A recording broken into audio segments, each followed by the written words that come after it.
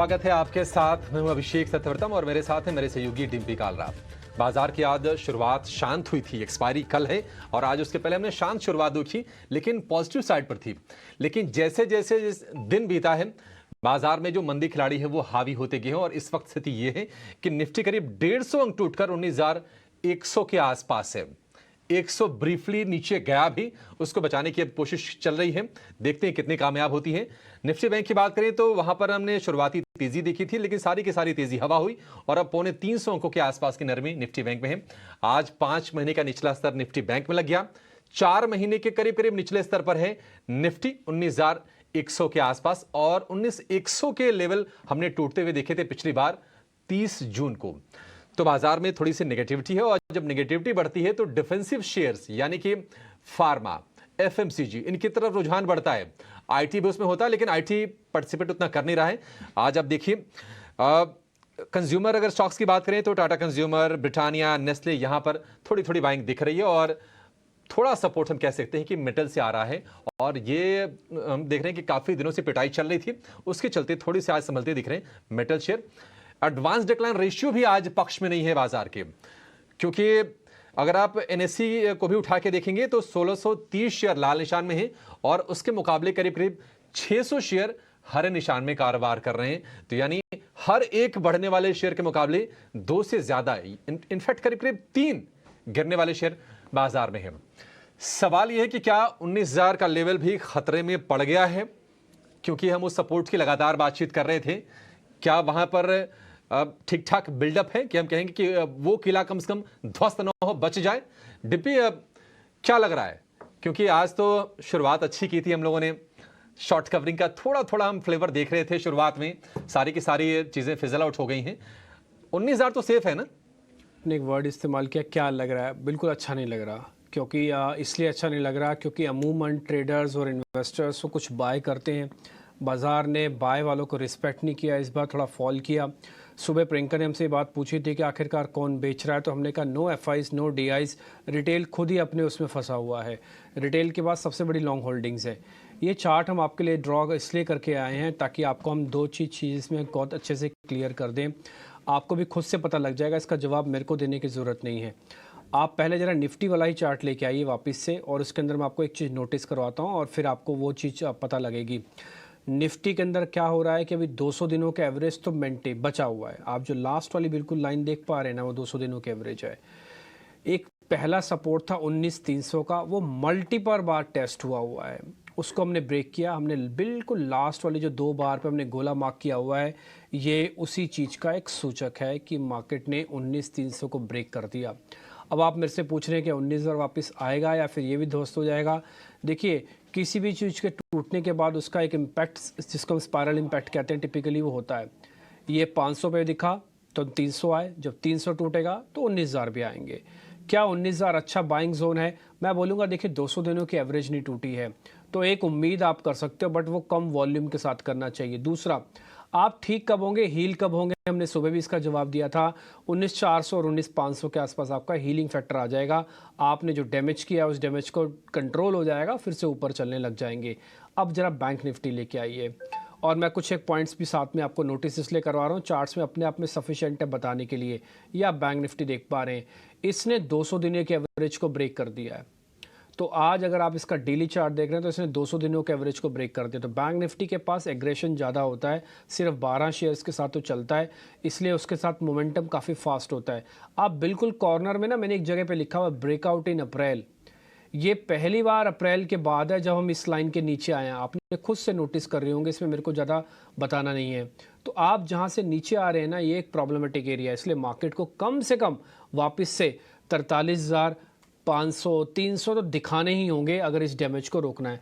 Otherwise मैं बोलूँगा कि ना ही अभी एवरेज करें, ना ही अभी बाय करें, ना ही अभी शॉर्ट करें, कुछ नहीं करें। शॉर्ट के लिए सिस्टम अलाउ नहीं करेगा, बाय के लिए भी सिस्टम अलाउ नहीं करेगा। तो वेट और थोड़ा वेट कीजिए, देखते हैं क्या है। पुरानी कहावत है, समय बहुत बड़ी चीज़ होती है, हील कर देती है। तो मेरे को लगता है वो कहावत अब मार्केट के अंदर आएगी। समय दीजिए, देखते हैं क्या होता है। ठीक है, धैर्य बना के रखिए, धैर्य बना के रखिए, इंतजार कीजिए। बाजार में ये मंत्र भी बड़े काम का होता है। अपने एक्सपर्ट्स को जोड़ते हैं और उनसे समझते हैं कि उनका नजरिया बाजार पर क्या है और कहां पर शेयरों में कमाई के मौके दिख रहे हैं। श्रीकांत चौहान हमारे साथ हैं, सुदीप शाह हैं और कुणाल भी परार हैं, साथ ही इन्वेस्ट शॉप इंडिया के आशीष कपूर भी हमारे साथ जुड़ गए हैं। आप सभी मेहमानों का बहुत शुक्रिया, स्वागत है टी9 स्वदेश पर। श्रीकांत जी, शुरुआत आपसे करना चाहेंगे, बाजार पर अपना व्यू शेयर कीजिए कि आपको क्या लगता है कि यहाँ से चाल क्या होगी, और स्टॉक्स भी साथ साथ ही नाम ले लीजिएगा कि कहां पर आपको मौके दिख रहे हैं आज। Good afternoon everyone. तो देखिए, मुझे लग रहा है कि ये जो निफ्टी है, यहाँ पे हमने एक कंसिस्टेंट वीकनेस देखा है। इनफैक्ट सिंस लास्ट 3 डेज अगर आप देखें तो ये सेल ऑफ है वो बढ़ते जा रहा है। और आज के दिन में भी अगर आपने देखा होगा कि इवन दो कि हम लोग एक्सपायरी के काफी नजदीक आ चुके हैं, मार्केट में सेल ऑफ कंटिन्यू होते जा रहा है। But at the same time अगर हम इसे पुट कॉल रेशियो के बेसिस पे अगर देखते हैं या तो इंडिया विक्स के बेसिस पे देखते हैं, तो मुझे लगता है कि मार्केट ने in a very short term काफी बड़ा सेल ऑफ कर लिया है। We are very close to oversold levels. तो 19,100 से लेकर 19,000 के रेंज में अगर कुछ कॉन्ट्रा खरीदारी अगर करते हैं, तो मुझे लगता है कि एक अच्छा रिबाउंड हमें आने वाले कुछ दिनों में देखने मिल सकता है। पॉसिबल है कि कल एक्सपायरी है तो शायद हम 19,000 के लेवल्स पे देख सकते हैं, लेकिन ओवरऑल मुझे लगता है कि इस रेंज के अंदर या तो इवन एट करंट लेवल्स 19,120 के करीब भी कुछ कॉन्ट्रा पोजीशंस खरीदी जा सकती है। एक अच्छा रिबाउंड मार्केट में मिल सकता है। बैंक निफ्टी की भी अगर बात करें तो यहाँ पे भी सेल ऑफ है, लेकिन यहाँ पे भी अगर जो इम्पोर्टेंट लेवल्स है, जो 200 डेज सिंपल मूविंग एवरेज के जो लेवल्स थे उनके नीचे ये ट्रेड कर रहा है, लेकिन काफी ओवरसोल्ड एक्टिविटी है। तो यहाँ पे भी एक हमें टेम्पररी पुल बैक देखने मिल सकता है। तो शॉर्ट टर्म ट्रेडर्स अगर हैं तो एक शॉर्ट टर्म मूव के लिए एक रिवर्सल पैटर्न का वेट करें। लेकिन अगर यहाँ पे अगर थोड़ा सा भी पोजिशनल अगर व्यू है फॉर नेक्स्ट 4-5 डेज, तो यहाँ पे कुछ कॉन्ट्रा खरीदारी की जा सकती है। और जैसे कि इस मार्केट में अगर देखें तो अगर कुछ कॉन्ट्रा पोजिशंस अगर इस मार्केट में बनानी है, तो करंट लेवल से मुझे लगता है कि एक तो जो आउट परफॉर्मिंग स्टॉक है वहां पे फोकस करना चाहिए। और एक पर्टिकुलर जो स्टॉक जहां पे हमने काफी बड़ी एक्टिविटी देखी थी, दैट इज जीएनएफसी, वहां पे अगर लॉन्ग की पोजीशंस बनाते हैं तो ये स्टॉक हमें लगता है कि एक अच्छे रैली में कन्वर्ट हो सकता है। तकरीबन अभी ये चल रहा है कुछ 648 645 के आसपास। मुझे लगता है ये स्टॉक 695 700 के लेवल्स दिखा सकता है। स्टॉप लॉस यहाँ पे रखे 630 का। और साथ ही साथ मुझे लगता है कि आईटीसी पे शॉर्ट की पोजीशंस बनाई जा सकती है, क्योंकि इसने अपने इंपॉर्टेंट सपोर्ट को तोड़ा है। तो अगर मार्केट में थोड़ी सी अगर और बिकवाली बढ़ती है तो आईटीसी को शॉर्ट करें। टारगेट्स यहाँ पे रखे तकरीबन 410 का, स्टॉप लॉस रखे 440 रुपए का। ठीक है, दो शेयर ये श्रीकांत जी की तरफ से, एक बाई एक सेल। इंटरेस्टिंग है, आईटीसी को बेचने की सलाह है और 410 रुपए के टारगेट, 440 से 460 के रेंज में समय बिताया शेयर ने। उसके बाद वहाँ पर हमने फिर से फ्रेश सेलिंग आते हुए देखी, 430 के आसपास शेयर आ गया है, लेकिन अभी गुंजाइश और है नीचे की तरफ। 410 रुपए तक ये शेयर गिर सकता है। 440 का ही स्टॉप लॉस भी होगा, अगर उसके ऊपर फिर से जाता है पोजीशन से निकल जाएगा। ये दो शेयर श्रीकांत जी की तरफ से। सुदीप जी, आपकी नज़र कहाँ पर है? क्या आपके पास भी पेयर ट्रेड ये, या फिर मौका देखते हुए, माहौल देखते हुए थोड़ा सा, क्योंकि हम देख रहे हैं कि डिफेंसिव में थोड़ी थोड़ी बाइंग आ रही है, क्या उधर शिफ्ट कर लें? ये आशीष जी, मुझे लग रहा है कि थोड़ा डिफेंसिव के तरफ हमें फोकस करना चाहिए। और जो दो स्टॉक्स मेरी नजर में अभी है कि जहां पे एक अच्छा मोमेंटम बना हुआ है या फिर वो आउट परफॉर्म कर रहे हैं मार्केट्स को ये फॉल में, तो पहला स्टॉक है परसिस्टेंट सिस्टम्स। परसिस्टेंट में हमने देखा कि एक मीडियम टू लॉन्ग टर्म जो ट्रेंड है वो पॉजिटिव है। यदि हम देखें तो पूरा अगस्त से सितंबर के बीच में स्टॉक 4800 से 5900 का एक स्टॉक ने रैली दिखाया था। उसके बाद पिछले 30-35 सेशन से स्टॉक एक कंसोलिडेशन में और एक राउंडिंग पैटर्न बना रहा है। तो अब एक फ्रेश अपमूव की तैयारी में है stock. Daily weekly monthly chart सब पॉजिटिव है और गिरते हुए मार्केट में भी स्टॉक अपने आप को होल्ड कर रहा है, ये सबसे बड़ी बात है। तो मुझे लग रहा है यहाँ पे शॉर्ट टर्म मूविंग एवरेजेस को भी स्टॉक ने तोड़ा नहीं है। 20 दिन के एक्सपोनेंशियल मूविंग एवरेज के ऊपर अभी भी सस्टेन कर रहा है। तो यहाँ से परसिस्टेंट में खरीदारी करी जा सकती है 5800 के स्टॉप लॉस से 6150 का टारगेट। दूसरा स्टॉक है टोरेंट फार्मा। अब टोरेंट फार्मा में मीडियम टर्म जो ट्रेंड है वो पॉजिटिव है। स्टॉक में हमने देखा है कि पिछले 6-7 महीनों से 1400 से लेकर स्टॉक 2000 तक का स्टॉक ने रैली किया। वहां से रफली 30-35% तक का स्टॉक ने करेक्शन दिखाया था और एक नया बेस बना रहा है 1800 और 1880 के बीच का। आज स्टॉक में हमने देखा है कि एक वॉल्यूम बेस्ड बाइंग भी हुआ है और जो अपनी शॉर्ट टर्म मूविंग एवरेज है उसको भी रिक्लेम कर दिया है। तो शॉर्ट टर्म टाइम फ्रेम में रिवर्सल है, medium to long term time frame में स्टॉक पॉजिटिव है। तो मुझे लग रहा है यहाँ पे टोरेंट फार्मा को खरीदा जा सकता है 1900 के स्टॉप लॉस से 1985 और 2010 के टारगेट के लिए। ओके, ठीक है। तो ये हुई सुदीप की कॉल्स। श्रीकांत की कॉल्स पे आ गए। कुणाल परार भी है हमारे साथ, उनसे भी बात करते हैं। कुणाल बताएं, कैसे ट्रेड करेंगे आप? वेल, दो कॉल है, दोनों में, एक में बाय और एक में सेल है। सबसे पहला बाय वाला देख लेते हैं। जुबिलेंट फूड एक काफी अच्छी मोमेंटम हम एक्सपेक्ट कर सकते हैं जुबिलेंट फूड में। फिलहाल स्टॉक 530 के अराउंड ट्रेड कर रहा है।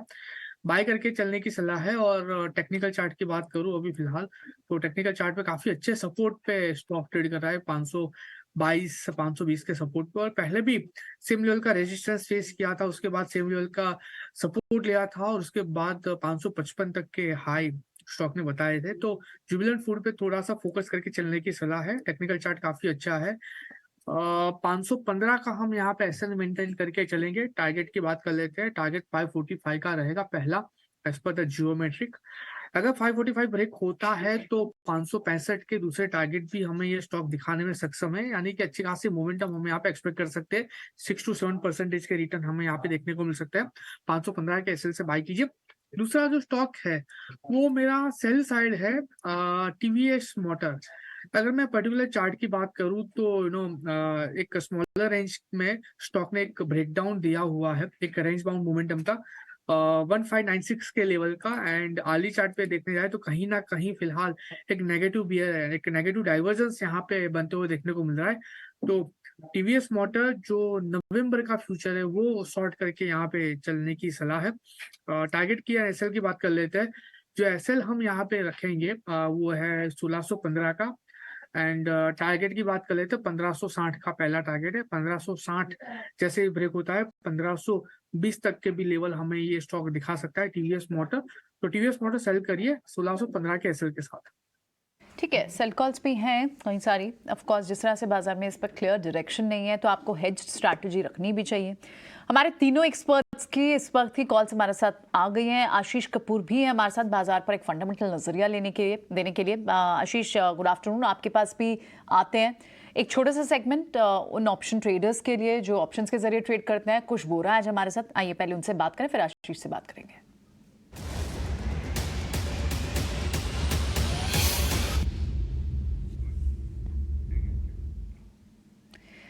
बताइए कुछ, गुड आफ्टरनून। कैसे ट्रेड करना चाहिए इस टाइम पे? क्या बियरिश साइड की स्ट्रैटेजी होगी? पुल बैक का अटेम्प्ट के लाइट में आप कोई कॉल लेंगे? क्या होगा ऑप्शन का ट्रेड?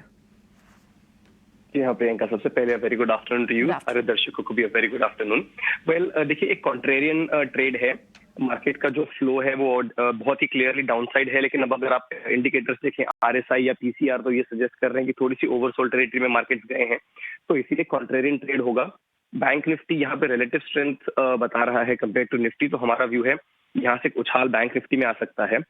कल की एक्सपायरी का 43,000 वाला जो कॉल है, करीब 100 से 90 रुपीज की रेंज में आप इसे बाय करें। जो आपका स्टॉप लॉस है ये होगा 50 का, और जो टारगेट हम यहाँ पे लेके चल रहे हैं वो 160 to 250 तक के हैं। तो टारगेट और स्टॉप लॉस के हिसाब से मैक्स प्रॉफिट यहाँ पे आप 2250 का लेके चलें, लॉस जो है 750 का लेके चलें। अगर आपकी बाइंग प्राइस थोड़ी शिफ्ट हो रही है तो टारगेट और स्टॉप लॉसेस को उस हिसाब से शिफ्ट कर दें। तो एक कॉन्ट्रेरियन ट्रेड है। बैंक निफ्टी का 43,000 का कॉल 100 बाय करने की सलाह रहेगी। ओके, ठीक है। सो 43,000 की कॉल आप यहाँ पर बाय करने की सलाह दे रहे हैं। कल की ही एक्सपायरी की, मुझे याद है पिछले हफ्ते भी इनफैक्ट आपने एक, वो तो खैर स्टॉप लॉस कट गया होगा। व्यूवर्स को एक बार फिर से याद दिलाते हैं, रिस्की ट्रेड रहते हैं थोड़े से, इसलिए स्टॉप लॉस का ध्यान जरूर रखिए। अपने रिस्क को असेस करके इसमें ट्रेड लें। लेकिन इस वक्त आपको कुछ जो एक स्ट्रैटेजी बता रहे हैं वो आपको 43,000 की कॉल बाय करने की यहाँ स्ट्रैटेजी दे रहे हैं। यानी यहाँ से लगभग 125 पॉइंट ऊपर की कॉल। तो यानी आप एक पुल बैक यहाँ एंटिसिपेट कर रहे हैं, बैंक निफ्टी पर आ सकता है कल की एक्सपायरी के लिए।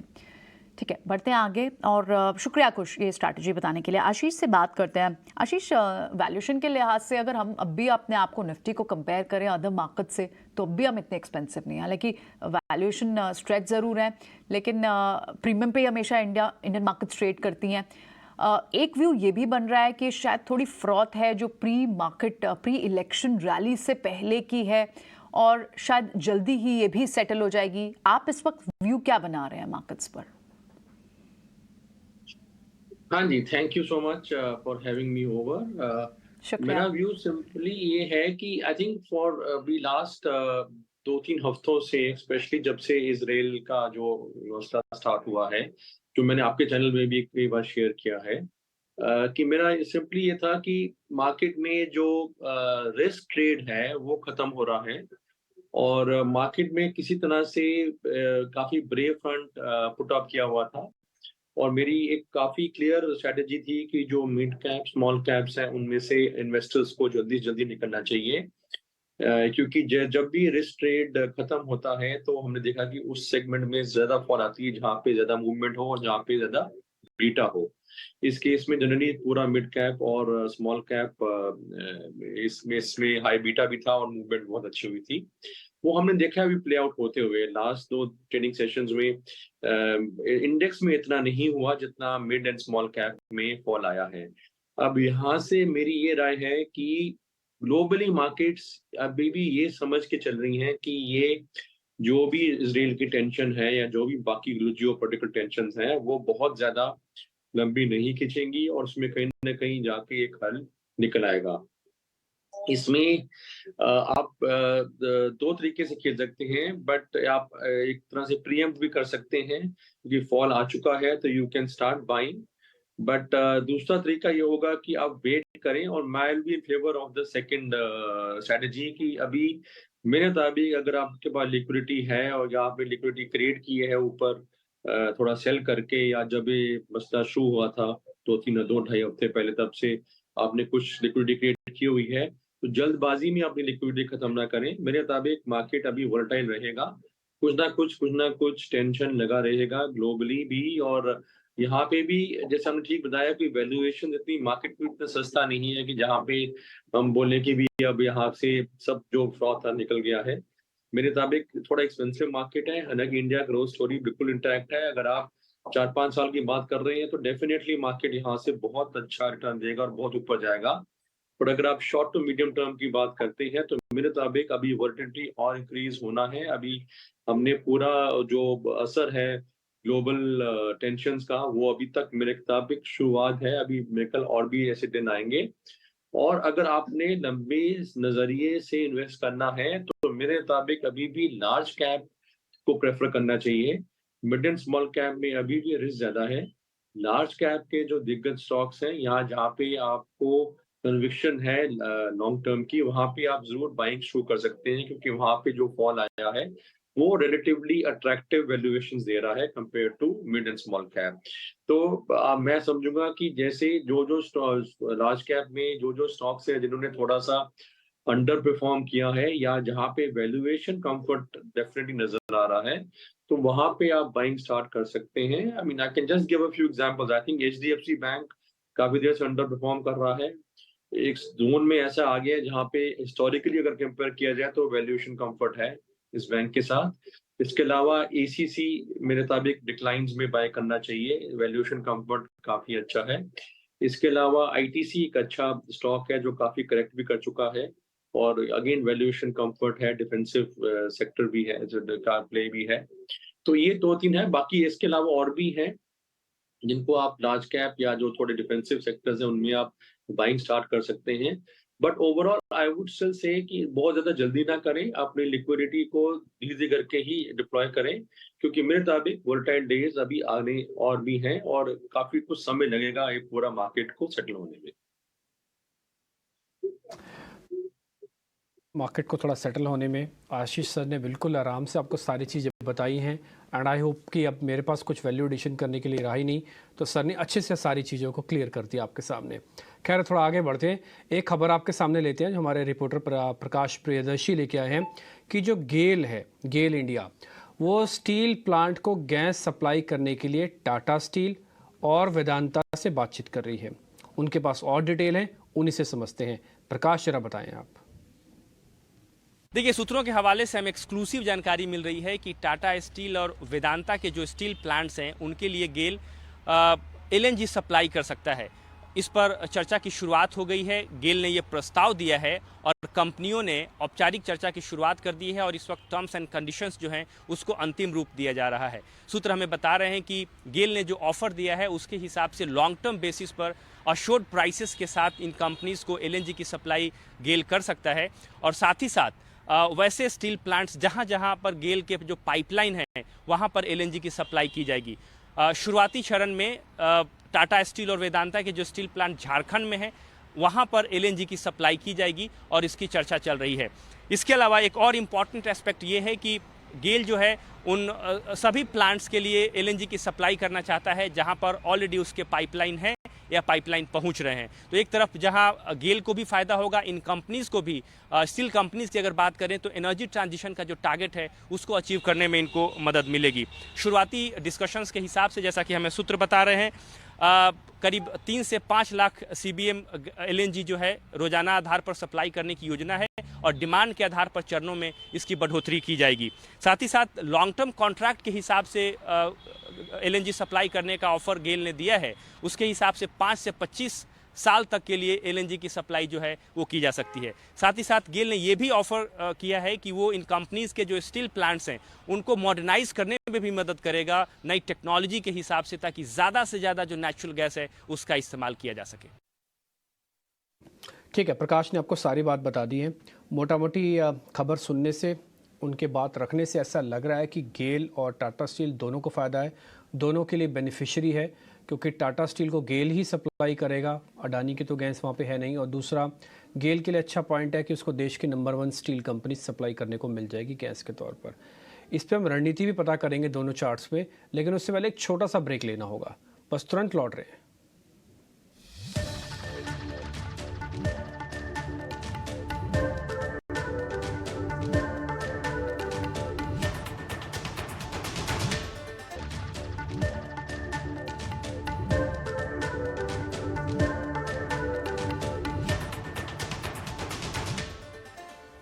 ठीक है, थोड़ी देर पहले आपको ध्यान होगा प्रकाश ने खबर बताई थी कि गेल स्टील कंपनीज को गैस सप्लाई कर सकता है। जब होगी सप्लाई तब की तब देखी जाएगी, और जब एक खबर आएगी तो उसका पहले इमीडिएट असर आएगा, बाद में फिर क्योंकि पाइपलाइन बिछाने से लेकर गैस सप्लाई तक का एक लंबा दौर होता है, तब की तब देखेंगे। लेकिन कई बार प्राइसिंग पे उसका धीरे धीरे असर लगने लगता है। गेल इस सीरीज़ का one of the best share था जब तक बाज़ार टूटा नहीं, लेकिन बाज़ार टूटा तो इसको अब तक का सबसे ख़राब शेयर बना रहा है। कहने का मेरे मतलब है कि साइडवेज कर दिया। श्रीकांत, मेरे को ये आपसे जानना है कि क्या BTST या रोल ओवर कर जाएं गेल को? मैं रोल ओवर के पक्ष में हूँ, क्योंकि इतना भी डैमेज नहीं हुआ कि गेल ख़राब हो गया, बट चलना बंद कर दिया सर इसने। श्रीकांत, एक बार गेल पे आपका टेक। बिल्कुल, तो देखिए मुझे लग रहा है कि गेल के अगर एक लॉन्ग टर्म पैटर्न को देखें तो यहाँ पे एक इसने काफी क्लियर और एक स्ट्रॉन्ग ब्रेकआउट फॉर्मेशन बनाया था, और मोस्ट ऑफ द टाइम एक अच्छे ब्रेकआउट के बाद एक सेल ऑफ आता है, एक कुछ प्रॉफिट टेकिंग आती है, तो वो शायद हम अभी विटनेस कर रहे हैं। बट अभी राइट नाउ अगर करंट लेवल से देखा जाए तो मुझे लगता है कि 120 से लेकर 115 तक स्टॉक में कई सारे सपोर्ट्स हैं इन टर्म्स ऑफ फिबोनाची रिट्रेसमेंट्स, या तो 50 दिन के एवरेज की अगर बात करें, और इन सभी एवरेजेस में एक अच्छा खासा डिस्टेंस बना हुआ है। तो ये क्लियरली इंडिकेट करता है कि स्टॉक ट्रेड में है, लेकिन अभी करेक्शन हो रहा है, और इस करेक्शन के बाद इसमें वापस एक अच्छी रैली बन सकती है। तो जैसे आपने कहा, मुझे भी यही लगता है कि इसमें हम कैरी फॉरवर्ड में एक पोजीशंस बना सकते हैं, लेकिन with a very short term view इसमें पोजीशंस बनाना मुझे नहीं लगता कि उतना फायदेमंद होगा, क्योंकि स्टॉक का जो बीटा है that is very very low. तो करंट लेवल से पोजीशंस को कैरी फॉरवर्ड कर सकते हैं लॉन्ग के लिए। ठीक है, गेल को लेकर ये व्यू 120 रुपए के आसपास का शेयर है, सुस्त चलने वाला ये शेयर है, तो ये आप ध्यान थोड़ा रखिएगा। लेकिन आज टेक महिंद्रा के नतीजे आने हैं, एक्सिस बैंक के नतीजे आने हैं, और वेटेज के लिहाज से भी एक्सिस बैंक अहम है, क्योंकि अगर आप निफ्टी बैंक को देखेंगे ना तो पॉइंट के हिसाब से जो डिसरप्शन है निफ्टी बैंक में, उसमें तीसरे चौथे नंबर पर आपको एक्सिस बैंक का शेयर दिखेगा। अनुमान क्या है नतीजों को लेकर बताने के लिए हमारे सहयोगी हर्ष जुड़ गए हैं। हर्ष, बताइए क्या उम्मीदें हैं और फोकस कहां पर होगा नतीजों में? जी हाँ, एक्सिस बैंक का net interest income number around 12,000 crore के आसपास एक्सपेक्टेड है। ऑपरेटिंग प्रॉफिट भी अच्छा 8,600 करोड़ के आसपास एक्सपेक्टेड। जब ओवरऑल देखें तो ओपेक्स और क्रेडिट कॉस्ट की गोइंग फॉरवर्ड क्या गाइडेंस होगी उस पर स्ट्रीट की नज़र रहेगी। ओपेक्स उतना ग्रोथ सिक्वेंशली नहीं बताएगा, यही एक्सपेक्टेशन है। कॉस्ट रेशियोज़ कम होते रहेंगे, यही मैनेजमेंट ने भी गाइड किया था। अब कौन से डायरेक्शन में जाता है ऑफ कोर्स वो देखना पड़ेगा। ओवरऑल जब प्रोविजनिंग देखें तो अराउंड 800 करोड़ ऑड का प्रोविजनिंग नंबर आएगा, यही एक्सपेक्टेड है, जो कि लास्ट क्वार्टर से थोड़ा कम रहेगा। जब ओवरऑल देखें profit after tax around 5,800 crore के आसपास एक्सपेक्टेड है, जो कि एक हेल्दी अपटिक है ईयर ओवर ईयर। जब ओवरऑल कॉन्टेक्स्ट में, ग्रोथ कॉन्टेक्स्ट में देखें तो 4% both sides of the balance sheet पे ग्रोथ दिखेगा, यही एक्सपेक्टेशन है। 27% एडवांसेस ग्रोथ एक्सपेक्टेड है, क्योंकि वो सिटी का भी बैलेंस शीट ऐड हुआ है लास्ट क्वार्टर में। और ओवरऑल जब देखें तब वो एक अच्छा ग्रोथ नंबर स्ट्रीट एक्सपेक्ट करेगा एक्सिस बैंक से। डिपॉजिट ग्रोथ पे एक नज़र रहेगी स्ट्रीट की, क्योंकि देखना पड़ेगा कि डिपॉजिट ग्रोथ में क्या अपटिक आ रहा है कि नहीं। स्ट्रॉन्ग क्रेडिट ग्रोथ साइकिल है, डिपॉजिट्स भी इंपॉर्टेंट रहेगा। ओवरऑल कॉन्टेक्स्ट में देखा जाए तो सिटी का एक्विजिशन कैसे प्ले आउट हो रहा है उस पर भी एक नज़र रहेगी इन्वेस्टर्स की। ठीक है, शुक्रिया हर्ष। तो एसेट क्वालिटी यानी कि एनपीएज वो थोड़े से आपको स्थिर ही दिखेंगे, लेकिन मुनाफे में करीब करीब 9%, आय में ब्याज से होने वाली आय में 16% की बढ़त का अनुमान है, और प्रोविजंस भी कम होते हुए दिखेंगे, करीब करीब 20-25%। ठीक ठाक कमी आएगी अगर हम तिमाही आधार पर देखें तो। हालांकि नतीजों से पहले लगातार 4 दिन से ये शेयर गिर रहा है। आशीष सर, क्या आप सलाह देंगे? मान लीजिए कोई सरप्राइज अगर आते हैं पॉजिटिव साइड पर, तो क्या चूंकि 5 दिन से कमजोर हो रहा है शेयर, एंट्री का मौका खोजना चाहिए? देखिए, मेरे मुताबिक axis bank clearly out performer है और ये आउट परफॉर्मर रहेगा आगे चलकर। तो अगर आपको इन्वेस्टमेंट हॉराइजन थोड़ा लंबा है, एटलीस्ट साल भर का है, तो डेफिनेटली ये बहुत अट्रैक्टिव लेवल्स हैं, और इनमें अगर किसी वजह से गिरावट और आता है तो वो और भी अच्छा है। तो मेरे मुताबिक तो एक्यूमुलेशन लेवल है एक्सिस बैंक का for a long term perspective, and bank definitely इसका टर्न अराउंड स्टोरी बहुत अच्छा है, और बहुत अच्छे से इसका जो कारोबार है वो बढ़ा है under the new management last few years में। और अब जो सारी जो पास्ट लेगेसी थी इनकी एनपीएस की, वो काफी क्लियर हो गई है। तो यहाँ से जो ट्रैजेक्टरी काफी साफ दिख रही है, और मेरे मुताबिक आउट परफॉर्मर रहना चाहिए बैंक को आगे चल के भी, और लॉन्ग टर्म नजरिए से एक बहुत अच्छा एंट्री पॉइंट मिल रहा है। आपके हिसाब से अच्छा एक एंट्री पॉइंट है बाजार में? इस वक्त कई जगह पर अपॉर्चुनिटी है, नंबर्स पर भी रिएक्ट स्टॉक्स कर रहे हैं। एक और स्पेस से हैवीवेट के इंडस्ट्री प्लेयर के, लीडिंग प्लेयर के नंबर आने हैं, वो पेंट स्टॉक्स हैं। एशियन पेंट्स के नंबर भी कल हैं। एक बार इसको आशीषा से समझ लेते हैं, क्योंकि लास्ट क्वार्टर में तो ऑफकोर्स क्रूड कम था, नीचे था, तो क्या वो रिजल्ट्स में दिखाई देगा? वॉल्यूम ग्रोथ किस तरह की दिखी, इंडस्ट्रियल कितना डिविजन रहा, ये सारी चीज़ें आशीषा से समझते हैं एक बार। जी हाँ, एशियन पेंट्स के नतीजों की बात करें तो यूजुअली फेस्टिव सीजन का इम्पैक्ट सेकंड क्वार्टर में देखने को मिलता है, लेकिन इस साल दिवाली नवंबर के महीने में है, जिसके चलते फेस्टिव सीजन का बेनिफिट थर्ड क्वार्टर में देखने को मिलेगा। लेकिन उसके बावजूद high single digit volume growth expected है। रेनफॉल डेफिसिट थी इस क्वार्टर में एल नीनो के चलते, जिसके चलते volume growth high single digit यानी 8 to 9% एक्सपेक्टेड है ईयर ऑन ईयर बेसिस पर।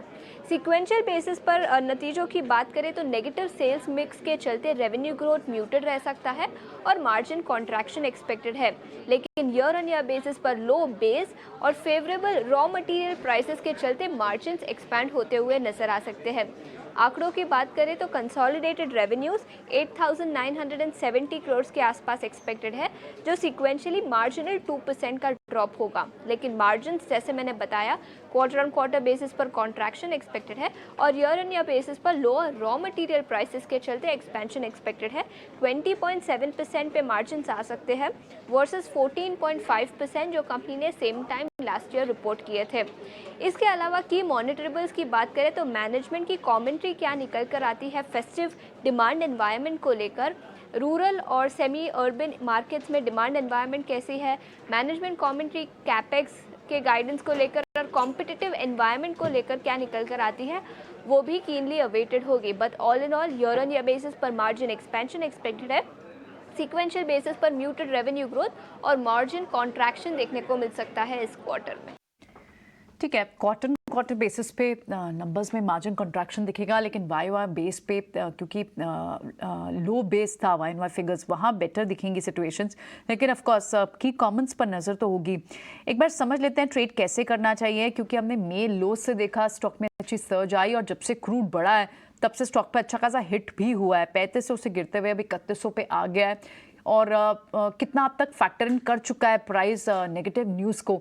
एक बार ट्रेड क्या बन रहा है एशियन पेंट्स में नंबर्स से पहले, आप बिल्कुल सुदीप बताएं।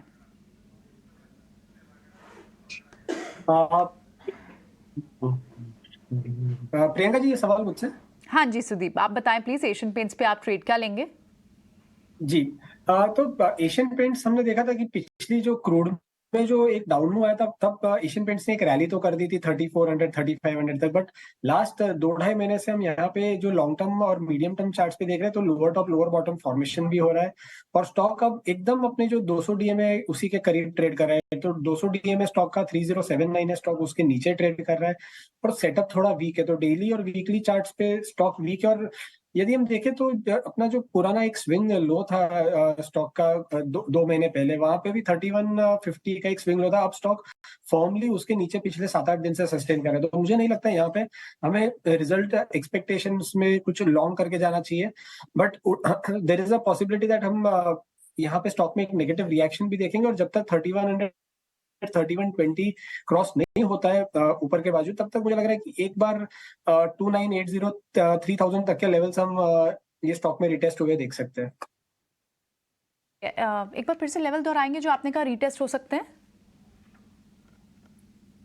2980 2960 के लेवल्स। ठीक है, 2980 2960, तो वहां पर एक बार रीटेस्ट होने के बाद ही कोई स्ट्रैटेजी बनानी चाहिए एशियन पेंट्स पे। ठीक है सुदीप, वक्त एक छोटे से ब्रेक का, जल्द वापस हाजिर होते हैं। क्या खबर है, ये भी खास सेगमेंट होगा, बीटीएससी ट्रेड्स भी होंगे, कैरी फॉरवर्ड ट्रेड्स करने क्या चाहिए एक्सपायरी से पहले, ये सब एक्सपर्ट्स के साथ डिस्कस करेंगे, कहीं मजा आएगा।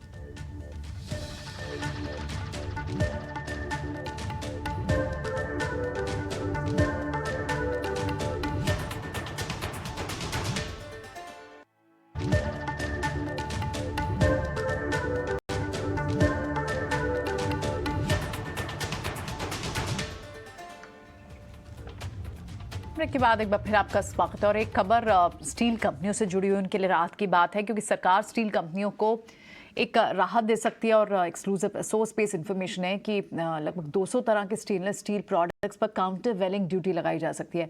डिटेल्स एक बार प्रकाश प्रियदर्शी से समझते हैं। प्रकाश बताएं। देखिए, जो डोमेस्टिक स्टील प्रोड्यूसर्स हैं उनको राहत मिलने की संभावना दिख रही है। सूत्र हमें बता रहे हैं कि वित्त मंत्रालय उस एक प्रस्ताव पर विचार कर रहा है जिसके हिसाब से खासकर 200 सीरीज के जो स्टेनलेस स्टील प्रोडक्ट्स हैं जिसकी भारी डंपिंग देश के अंदर हो रही है, उसको हतोत्साहित करने के लिए काउंटर वेलिंग ड्यूटीज जैसे जो मेजर्स हैं वो उठाए जाएं। सूत्र हमें बता रहे हैं कि स्टील मंत्रालय ने नए सेट ऑफ प्रपोजल के साथ फिर से वित्त मंत्रालय से संपर्क किया है और ये गुजारिश की है कि डोमेस्टिक इंडस्ट्री को राहत देने के लिए भारी डंपिंग से तुरंत काउंटर वेलिंग ड्यूटी जैसे जो मेजर्स हैं वो उठाने की ज़रूरत है। जैसा कि आपको पता है कि स्टील मंत्रालय ने इस मसले पर पहले भी वित्त मंत्रालय से संपर्क किया है, साथ ही साथ इंडस्ट्री ने भी सरकार से संपर्क किया है और गुजारिश की है कि खासकर कुछ कैटेगरी के जो स्टेनलेस स्टील प्रोडक्ट्स हैं उसकी भारी डंपिंग हो रही है, काफ़ी ज़्यादा मात्रा में इंपोर्ट की घटनाएं देखने को मिल रही है, लिहाजा डोमेस्टिक इंडस्ट्री को बचाने के लिए काउंटर वेलिंग ड्यूटी जैसे जो मेजर्स हैं वो उठाने की ज़रूरत है। सूत्र हमें बता रहे हैं कि वित्त मंत्रालय ने इस प्रस्ताव पर विचार शुरू कर दिया है। इसके अलावा DGTR जो कि कॉमर्स मिनिस्ट्री के अधीन जो एजेंसी आती है उसने भी ये सिफारिश की है कि पिछले कुछ समय के दौरान अगर आप देखें तो कुछ कैटेगरी के जो स्टेनलेस स्टील प्रोडक्ट्स हैं उसका इंपोर्ट काफ़ी बढ़ा है। अगर आप आंकड़ों पर नज़र डालें तो इसमें 5% जो कि इंपोर्ट की घटनाएं थी वो बढ़कर 45% हो गई है पिछले कुछ समय में। लिहाजा इसको हतोत्साहित करने की ज़रूरत है क्योंकि इससे डोमेस्टिक इंडस्ट्री को काफ़ी नुकसान हो रहा है। इन इनपुट्स को ध्यान में रखते रखते हुए, इंडस्ट्री के रिप्रेजेंटेशन को ध्यान में रखते हुए सूत्र हमें बता रहे हैं कि वित्त मंत्रालय ने इस नए प्रस्ताव पर विचार शुरू कर दिया है और जल्द ही कोई फैसला ले सकती है। ठीक है, तो प्रकाश ने बैक टू बैक आपको आधे घंटे में 2 ऐसी खबरें बता दी जो स्टील इंडस्ट्रीज के लिए थोड़ी बहुत ठीक है। एक तो गेल टाटा स्टील के साथ बातचीत करेगी, दूसरा ये ओवरऑल इंडस्ट्री के लिए खबर है कि काउंटरवेलिंग ड्यूटीज़ लगाई जाए। देखिए, सरकार ने डिमांड और सप्लाई तो अलग चीज़ है, वो तो एक दिन में ठीक होगी नहीं, एक दिन में ख़राब होगी नहीं। दूसरी बात, चाइना वो ग्लोबल फैक्टर है, वो सबके लिए है, वो ऐसा नहीं कि सिर्फ इंडिया के लिए स्पेसिफिक होता है कि सब कुछ ठीक हो रहा है। लेकिन फिर भी डोमेस्टिक कंपनीज को ठीक करने के लिए एक बड़ा हथियार होता है सरकारों के पास, या डंपिंग को रोकने के लिए, that is called countervailing duties. उसमें हेर फेर करके इन कंपनीज को थोड़ा सपोर्ट किया जाता है। तो ये एक लग रहा है कि शायद इनके फेवर में कुछ फैसला ले लिया जाए। इसमें सरकारी कंपनीज ज़्यादा बड़ी बेनिफिशियरी हो जाती हैं। आशीष सर, एक बार अपना टेक बता देंगे स्टील कंपनीज पे। मैं ओवरऑल पूछना चाहता हूँ, कोई आपको पसंदीदा स्टील कंपनी हो तो भी बता दीजिए। अगर आपको लगता है कोई फ़र्क नहीं पड़ेगा खबर से और प्राइसिंग ही सब कुछ है, तो आप छोड़ भी सकते हैं। मतलब आप नहीं भी बताएंगे तो काम हो जाएगा। नहीं, मेरे मुताबिक स्टील कंपनीज में सिलेक्टिवली आप बाइंग कर सकते हैं, क्योंकि मेरे मुताबिक रिलेटिवली बेटर सेक्टर रहेगा। और मेरे मुताबिक अगर एक स्टॉक जो अभी आप खा भी रहे हो, Jindal stainless, that I think अगर एक स्टॉक लेना हो तो जिंदल स्टेनलेस मेरे मुताबिक काफी अच्छा लग रहा है, और मेरे मुताबिक यहाँ से एक अच्छा रिटर्न देने की काफी क्षमता रखता है।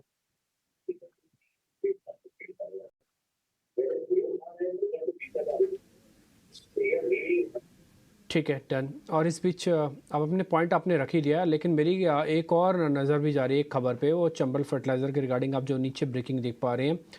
ये सब्सिडी को मंजूरी मिली है, ये अतिरिक्त सब्सिडी होनी चाहिए। फर्टिलाइज़र सब्सिडी को जो मंजूरी मिली है सीज़न 2023-24 के लिए, रबी क्रॉप के लिए।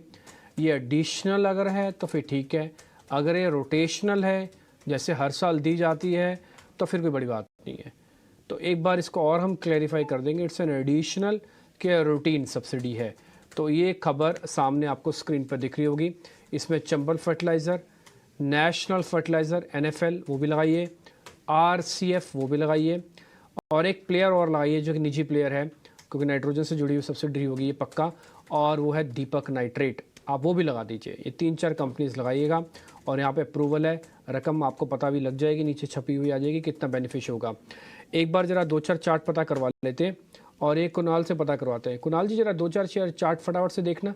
NFL, दीपक नाइट्रेट, तीसरा RCF, ये तीनों को चेक कर लो आप जल्दी से। डिम्पी जी, 1 by 1 तीन चार्ट के ऊपर डिस्कशन कर लेते हैं। सबसे पहले NFL की बात करते हैं। NFL 6790 के अराउंड ट्रेड कर रहा है। पिछले 2 दिन में अच्छा खासा गिरावट स्टॉक में देखने को मिला है। स्ट्रॉन्ग सपोर्ट नीचे 65 के लेवल पे आ रहा है, और पहले भी 2 बार 65 के लेवल का सपोर्ट लिया हुआ है। सो मेरा ये मानना है कि अगर स्टॉक अगर 65 के सपोर्ट पे रुकता है तो यहाँ पे हमें लॉन्ग पोजीशन इनिशिएट करके चलना चाहिए, क्योंकि उसके बाद स्टॉक में हमें 80 तक की मोमेंटम देखने को मिल सकती है। तो 65 का सपोर्ट काफी अच्छा है NFL में, तो इस लेवल पे ध्यान रखना चाहिए। दूसरा, आपने दीपक नाइट्रेट की बात की। दीपक नाइट्रेट इस लेवल पे जिस हिसाब पे ट्रेड करा है, समवेयर अराउंड 1980, ऑलरेडी एक ब्रेकडाउन हमें देखने को मिला है 2060 के लेवल का। यहाँ से स्टॉक हमें नीचे में तकरीबन 1900 तक के लेवल डिम्पी जी स्टॉक दिखा सकता है। तो मैं वेट एंड वॉच करने की सलाह दूंगा। अगर 1900 आता है तो मैं कहूंगा कि परफेक्ट रिस्क रिवॉर्ड यहाँ पे हमें देखने को मिल सकता है, और यहाँ से स्टॉक अगेन बाउंस बैक होकर ऊपर में 2200 और 2200 से लेकर 2300 तक के लेवल दिखा सकता है। तो मैं कहूंगा कि 1900 का लेवल आता है तो दीपक नाइट्रेट में हमें खरीदारी करके चलना चाहिए। तब तक इसमें वेट एंड वॉच की सलाह बनी रहेगी। ठीक है, दीपक नाइट्राइट को लेकर ये व्यू। लेकिन एशियन पेंट्स के नतीजे आएंगे कल। आज इंट्राडे में शेयर को हमने हरे निशान में कारोबार करते हुए देखा, लेकिन जैसे जैसे दिन बीता है इस वक्त ये दिन के निचले स्तर पर आकर कारोबार कर रहा है। दिन की ऊंचाई से करीब 50 रुपए नीचे आपको शेयर दिखेगा। अनुमान क्या है एशियन पेंट्स को लेकर, कैसे नंबर्स आएंगे, बताने के लिए अशेषा हमारे साथ हैं। अशेषा, बताइए।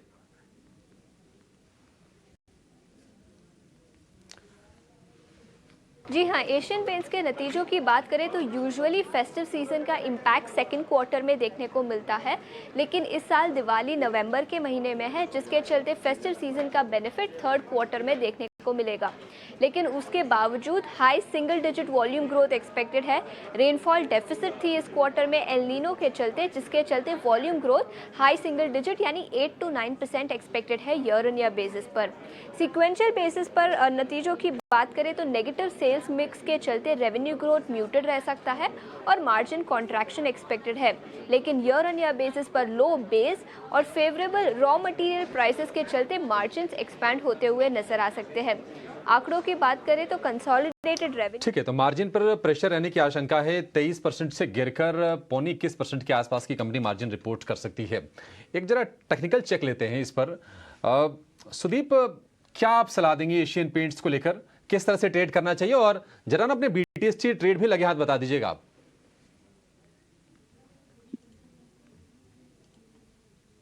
मुझे लग रहा है एशियन पेंट्स में हमने थोड़ी देर पहले ही वो डिस्कशन किया था कि जब तक 3100 3120 के ऊपर स्टॉक नहीं सस्टेन करता है तब तक मुझे लग रहा है कि जो लोअर लेवल पे सपोर्ट रीटेस्ट स्टॉक कर सकता है वो 2960 2980 है। अगर पिछले जो 3-4 महीने का अगर हम स्विंग बॉटम भी देखें, जो मेरे हिसाब से अगस्त 2023 18 अगस्त को था, जो 3155 था, स्टॉक उसके नीचे फॉर्मली सस्टेन कर रहा है पिछले 7-8 ट्रेडिंग सेशन से, और हर एक राइस पे स्टॉक में सेलिंग प्रेशर आ रहा है। तो मुझे लग रहा है ये सिनेरियो में यहाँ पे मुझे लग रहा है एक डाउन ट्रेंड ज्यादा लग रहा है एशियन पेंट्स में, और जब तक 3120 3110 का लेवल क्रॉस नहीं होता है तब तक 2960 2980 का जो जोन है वो एक बार रीटेस्ट हो सकता है। चलिए, एशियन पेंट्स को हमने डिस्कस कर लिया, लेकिन अब आप कुछ और स्टॉक्स की बात करते हैं। इनफैक्ट थोड़ा अच्छा बिल्टअप आपको मेटल काउंटर्स में तो आज दिख रहा है। NMDC जैसे काउंटर्स में अच्छी मूव थी पीछे और बीच में थोड़े ब्रीदर के लिए रुके ये स्टॉक्स, लेकिन अब फिर चलना शुरू हो गए। क्या NMDC कैरी फॉरवर्ड स्टॉक हो सकता है यहाँ से? कुणाल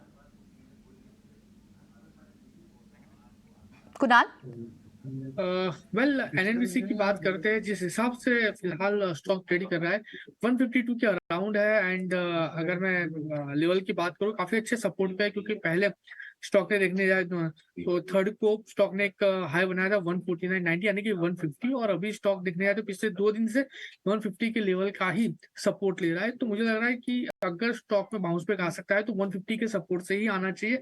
अगर 150 अगर होल्ड नहीं करता है तो वन वे स्टॉक नीचे 140 तक के लेवल भी दिखा सकता है।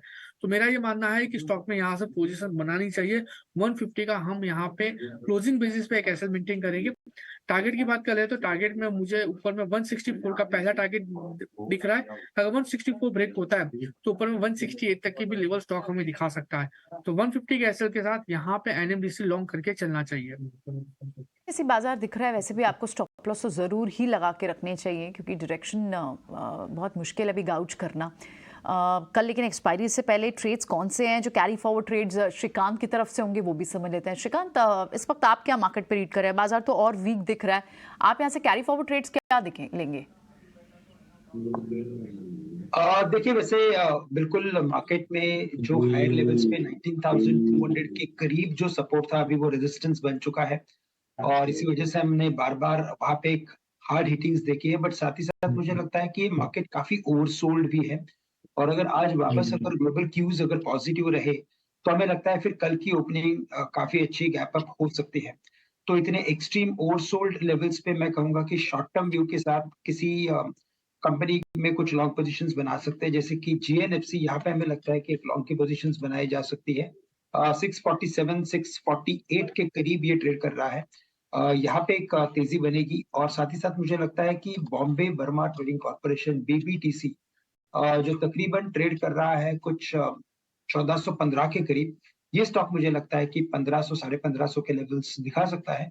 तो इसे लॉन्ग करें और स्टॉप लॉस रखें यहाँ पे 1350 रुपए का।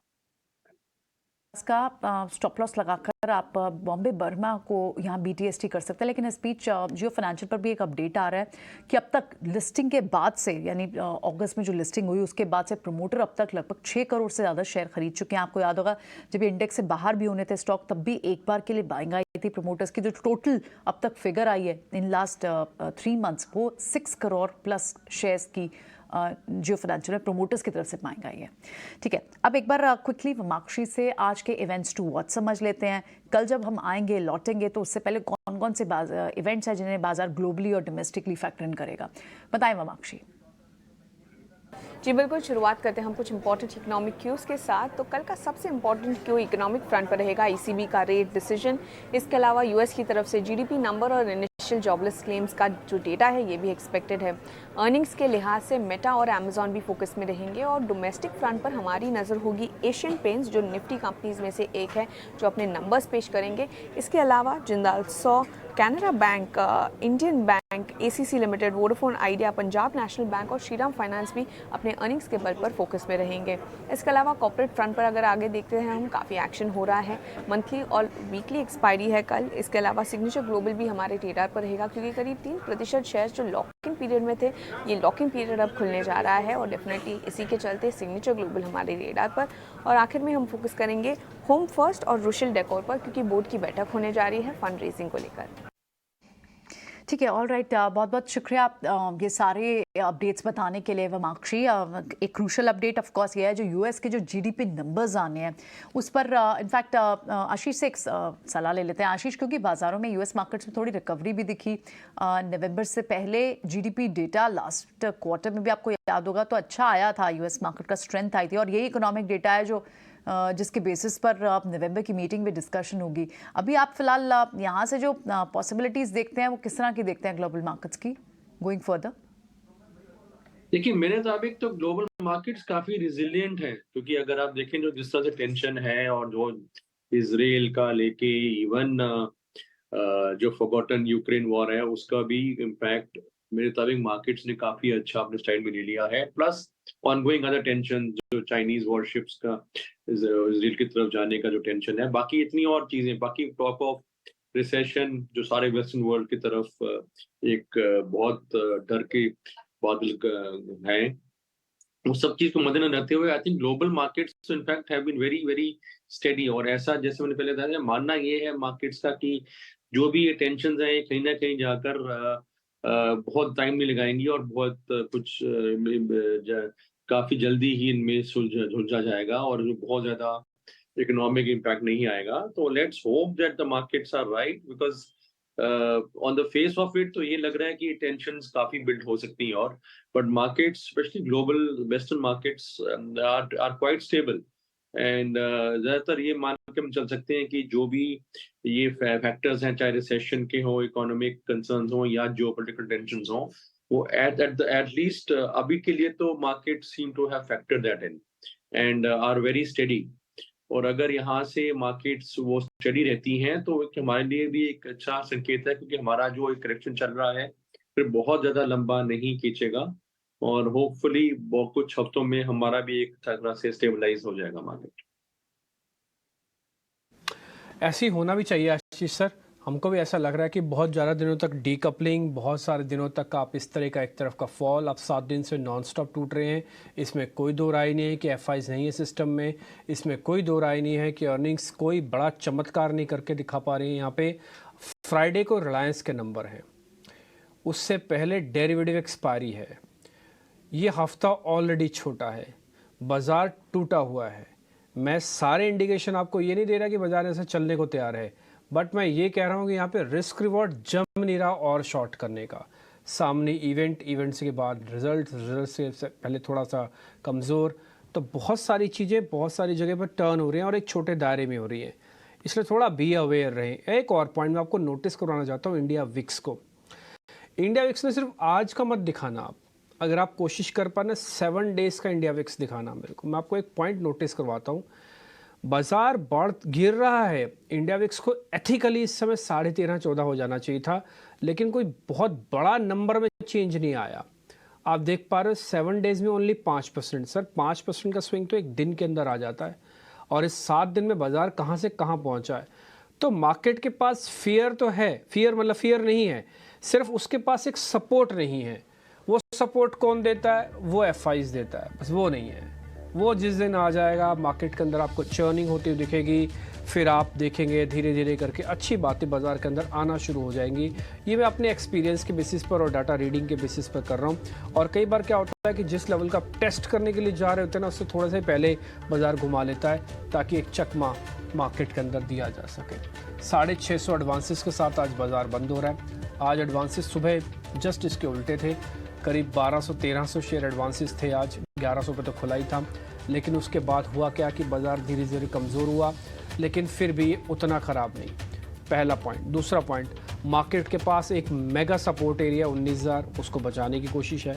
बैंक निफ्टी के पास 42,800 किसी तरह से बचा के गया है वो। बैंक निफ्टी ज़्यादा मुश्किल में है, 200 दिनों का एवरेज ब्रेक कर चुका है। ये फर्स्ट डे होगा जब 200 दिन की एवरेज उसने ब्रेक की है। अब कल बाज़ार कैसे रिएक्ट करेगा ये देखेंगे। कई बार फॉल्स ब्रेकआउट भी मार्केट के अंदर आते हैं। कि मैं छोटे छोटे हिंट आपके सामने ज़रूर रख रहा हूँ ताकि आप बड़ी पोजीशंस लेने से भी थोड़ा बचें। शॉर्ट की पोजीशंस में रिस्क रिवॉर्ड उतना ठीक नहीं है, लॉन्ग की पोजीशंस में मोमेंटम नहीं है, तो इसलिए दोनों वाले लोगों को चुप करके बैठना चाहिए। पहले बाज़ार थोड़ा सेटल हो जाए, फिर आप ट्रेड करने के लिए ज़रूर आइएगा। और मेरे को लगता है इस बात से कुणाल, श्रीकांत, आशीष सर और सुदीप सभी एग्री होंगे, जो आज हमारा पूरा मेहमानों का पैनल था। अब मैं ज़रा पता करता हूँ आपके सामने कि आज के टॉप गेनर कौन कौन से थे, लूज़र कौन कौन से थे। आपकी स्क्रीन पर आएंगे, आप नोटिस कीजिएगा उसको भी। आज गेनर्स के तौर पर अगर आप अपनी स्क्रीन पर देख पा रहे हैं तो चलने वाले शेयर्स में कोल इंडिया, टाटा स्टील जिसमें हमने बैक टू बैक 2 खबरें आपको बताई, हिंडाल्को, टाटा कंज्यूमर्स, मारुति, SBI दिखे। इस स्क्रीन पे इन सभी शेयर्स में भले परसेंटेज गेन नहीं है, लेकिन एक कन्विक्शन का गेन ज़रूर है कि ये अभी भी इसमें कुछ बड़े नाम ऐसे हैं जो आपके लेवल ब्रेक डाउन करने पर भी हरे निशान में खड़े हैं। तो जो लीडरशिप की एब्सेंस है ना बाज़ार के अंदर, वो विजिबल है, वो दिख रही है। बस लीडर आ जाए तो फिर काम बन जाएगा। सुबह आपको हमने एक सेगमेंट और गिनवाया था, वो था अडानी ग्रुप के शेयर्स। अडानी ग्रुप के शेयर्स खुले ठीक थे लेकिन वो गुम हो गए। अडानी पोर्ट, अडानी एंटरप्राइजेस, ये सभी शेयर्स बाकायदा आज डेज लो पे या निचले स्तरों पे जाके बंद हो रहे हैं। दूसरा पॉइंट जो मेरे को आज नोटिस आपके सामने करवाना है वो ये है कि छोटे मझोले शेयर्स के अंदर गिरावट सीवियर होगी, वो होनी भी चाहिए, होगी भी, वो आप थोड़ा उसमें संभल कर ट्रेड करें। लेकिन मार्केट में जो रिजल्ट ओरिएंटेड इम्पैक्ट है वो भी अपना असर दिखा रहा है। मैं आपको एक नाम बता सकता हूँ, जैसे एम्बर पे CLSA की रिपोर्ट आई तो उसने आज चमत्कार करके दिखाया इस तरह के मार्केट के अंदर, और कुछ एंजल वन जैसे शेयर्स भी आज ऊपर आए हैं। बहुत शुक्रिया सुदीप आपका, कुणाल जी आपका, आशीष जी, श्रीकांत जी आपका भी आज कार्यक्रम में जुड़ने के लिए। चर्चा थोड़ी कम हुई है लेकिन जो भी हुई है वो सार्थक हुई है। और मेरे को, प्रियंका को और अभिषेक को आप इजाज़त दे सकते हैं। कल आपसे वापस मुलाकात होगी। नमस्कार।